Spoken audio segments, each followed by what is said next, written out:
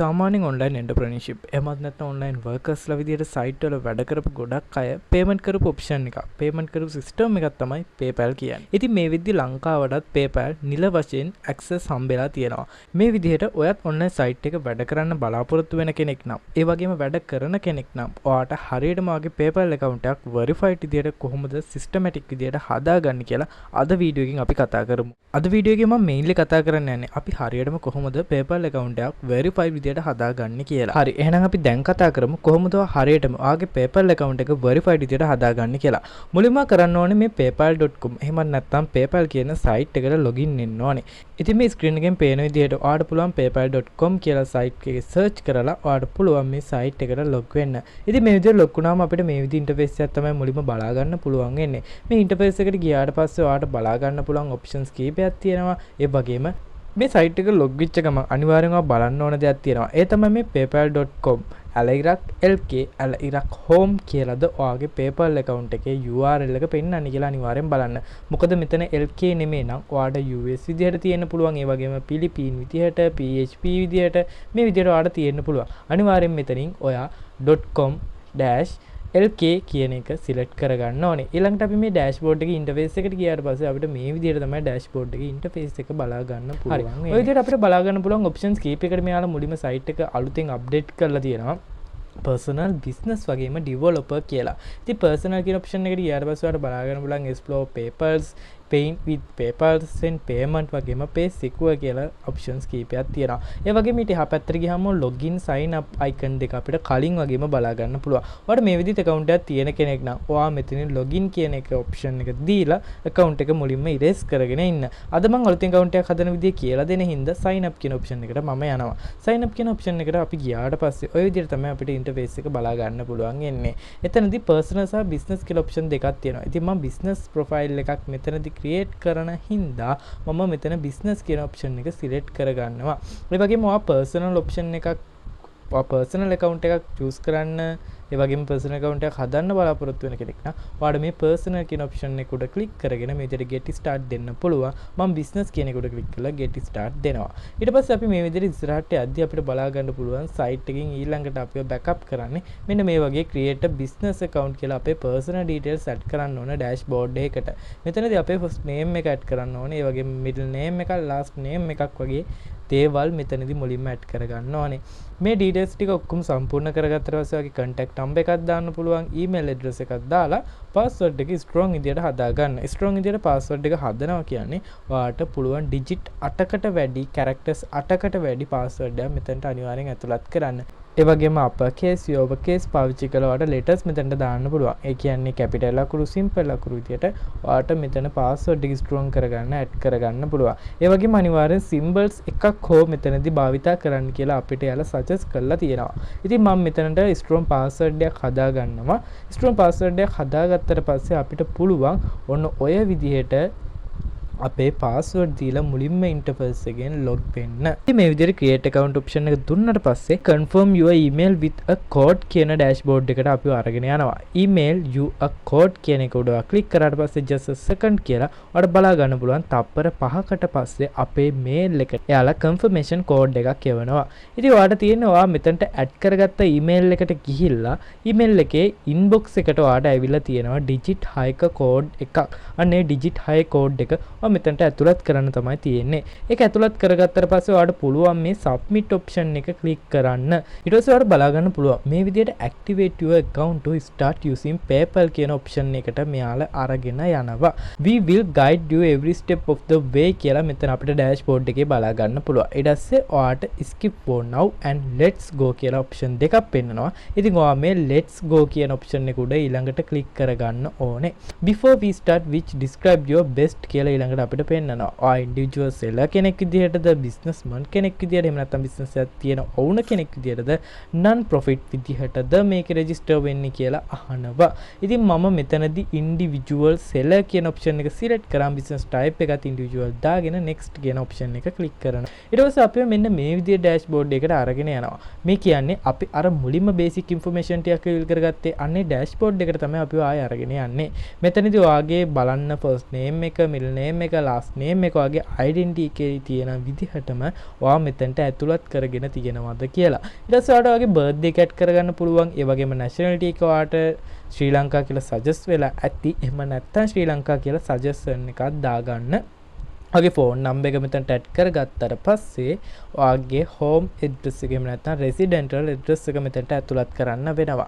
එතනදී ඔයාට address line එකක් ඒ වගේම ඇඩ්‍රස් ලයින් දෙකක් විදිහට ඔයාට ඇඩ්‍රස් එක කොටස් කරලා මෙතන ඇතුළත් කරන්න පුළුවන්. ඉතින් මේ විදිහට මම මගේ ඇඩ්‍රස් එක ඇතුළත් කරලා මම ඉන්න කරන්ට් සිටි එක මේකට ඇතුළත් කරගන්නවා.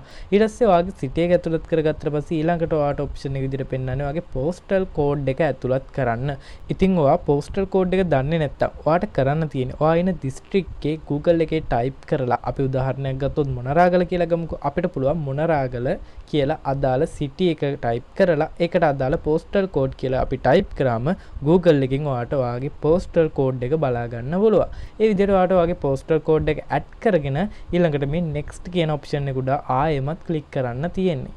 මේ විදිහට අපි next කියන එකට click කරාට පස්සේ ආව ඔන්න ඔය විදිහේ dashboard එකකට backup වෙනවා. මෙතනදී ඔයාලට කරන්න තියෙන්නේ confirm your address කියන option එක. ඉතින් මේ confirm your address කියන එක උඩ recommended සහ original විදිහට අපිට බලා ගන්න පුළුවන් tab දෙකක්.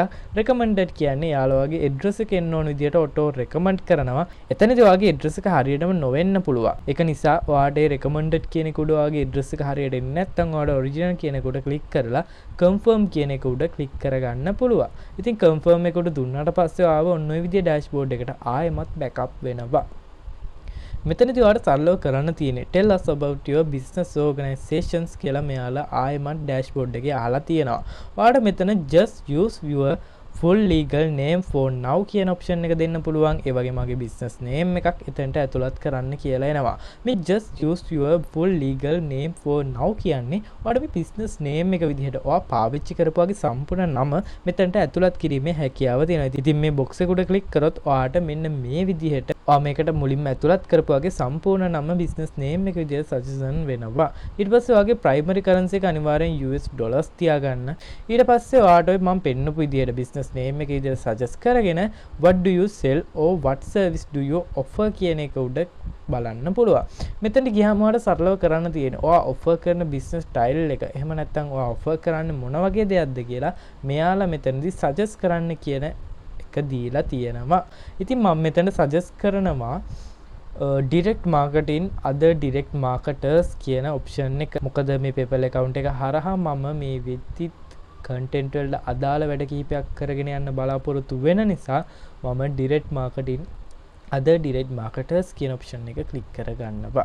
ඊට පස්සේ ආගෙන් අහනවා මෙතන do you have a business website කියලා. ඉතින් ඔයාලට මෙතන business website එකක් නැත්තම් no option එක දෙන්න පුළුවන්. තියෙනවා නම් yes option එක දෙන්න. ඉතින් ඔයාලට ඔයාගේ details ටික add කරගන්න පුළුවන්. ඉතින් personal details ටික ඔය විදිහට දීලා ඔයාට ඔයාගේ account එක හදා ගන්න පුළුවන්. ඊළඟට ඔයාලට බලා ගන්න පුළුවන් මෙතන යටින් තියෙනවා skip for new කියන option එක. ඉතින් ඔයා skip for new කියන එක දෙන්න. ඒක දුන්නාට පස්සේ ඔයාලට බලා ගන්න පුළුවන් PayPal dashboard එක මේ විදිහට suggest වෙනවා. ඉතින් PayPal dashboard එකට ගියාට පස්සේ ඔයාට home tab එක ඊට පස්සේ activities pay and get pay business tools විදිහට මේ පැත්තේ side එකට වෙන බලා ගන්න පුළුවන්. ඒ වගේම මගේ profile එකට ගිහිල්ලා උඩ එහා පැත්ත click කරාට පස්සේ profile setting කියලා option එකක් තියෙනවා. ඊළඟට මම කියලා දෙන්නම් profile setting එකට කොහොමද log වෙලා වගේ details ටික add කරගන්නේ කියලා. profile settings වලට සරලව ඔන්න ඔය විදිහට ඔයාට log වෙන්න තියෙන්නේ. profile settings වලට log වුණාම ඔයාට බලා ගන්න පුළුවන් ඔයා මෙතනට ඇඩ් කරගත්ත email එක තියෙනවා, phone number එක තියෙනවා, ඒ වගේම මගේ password එක වගේම security questions, two step verifications වගේ ඔයාගේ account එක secure කරගන්න අවශ්‍ය දේවල් මෙතනදී දීලා තියෙනවා. ඉතින් අනිවාර්යයෙන්ම මේ account එකක් හැදුවාට පස්සේ ඔයාගේ PayPal account එක secure කරගන්න එක ඔයාගේ වගකීමක්. මොකද ඔයා මේක online transactions වලට පාවිච්චි කරන්න යන transaction system එකක් නිසා අනිවාර්යෙන් two step verifications on කරන්න අමතක කරගන්න එපා. ඊට පස්සේ මම යනවා ආයෙමත් මගේ home tab එකට. home tab එකට ගියාට පස්සේ අපිට බලා ගන්න පුළුවන් මේ විදිහට available balance එක දැන් ඩොලර්ස් බින්දුවක් විදිහට පෙන්නනවා. ඒ වගේම link a bank කියලා option එකක් තියෙනවා. මේ link a bank කියන option එකකින් නෙමෙයි අපි card එක add කරගන්නේ. අපිට card එක add කරගන්න නම් යන්න වෙනවා වම් අත පැත්තේ මෙන්න මේ pay and get paid කියන option එක. ඊට වගේ bank card එක add කරගන්න එකට අදාළ dashboard එකට තමයි ඔයාව බෑකප් වෙන්නේ.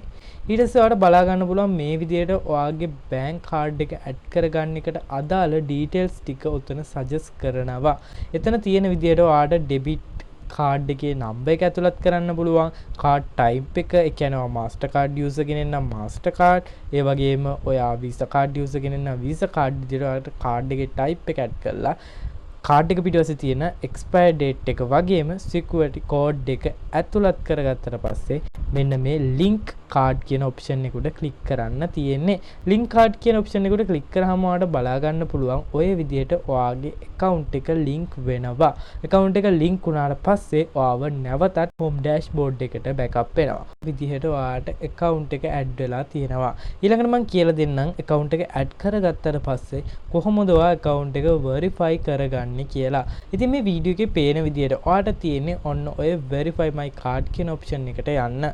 ඉතින් ඔයාලට මෙන්න මේ විදිහට step by step ඔයාගේ කාඩ් එක verify කරගන්න පුළුවන්. මේකට අදාළව $1.95ක්, ඒ කියන්නේ සාමාන්‍ය රුපියල් වලින් 650 750ක් වගේ මුදලක් වැය වෙනවා. මේ මුදල කොස්ට් උනාට පස්සේ ඔයාලට පුළුවන් හරියටම ඔයාගේ PayPal account එකට අදාළ ඔයාගේ බැංක් කාඩ් එක link කරගන්න. ඉතින් මේ විදිහට බැංක් කාඩ් එක link කරගත්තට පස්සේ ඔයාලට තියෙන්නේ ඔයාගේ transaction වැඩ කටයුතු පටන් ගන්න. ඉතින් transaction වලට ගියාට පස්සේ ඔයාලට කරන්න තියෙන්නේ ඔයා online වැඩ කරන site එකට අදාළව payment option එකට ගිහිල්ලා එකෙන් PayPal select කරගෙන මේකේ PayPal account එක link කරගන්න. ඉතින් PayPal account එක link කරගත්තට පස්සේ ඔයාලට direct ලේසියෙන්ම අපේ ලංකාවට අදාළ bank card එකට bank hold card එකට ඔයාලට කෙලිම payment එක transaction එකක් විදිහට දාගන්න හැකියාව හම්බෙනවා. හිතනවා මේ වීඩියෝ එකත් online site එක වැඩ කරන්න බලාපොරොත්තු වෙන කෙනෙක්ට එහෙමත් නැත්නම් PayPal account එකක් හරියටම හදාගන්නේ කොහොමද කියන දේ දැනගන්න ආව කෙනෙක්ට. ඉතින් මේ වගේම technology site එක වගේම tech reviews, site reviews, e-money කියන type වලට අදාළව වැදගත් වෙන videos ගොඩක් බලන්න channel එකත් එක්ක දිගටම එකතු වෙලා ඉන්න. එහෙනම් අදම වීඩියෝ එකෙන් sign out වෙන හැමෝටම සුබ දවසක්. They're never tiring, no, now they feel the fight in them. They feel the fire sweep, take over entirely. They feel it growing, it's showing the feeling.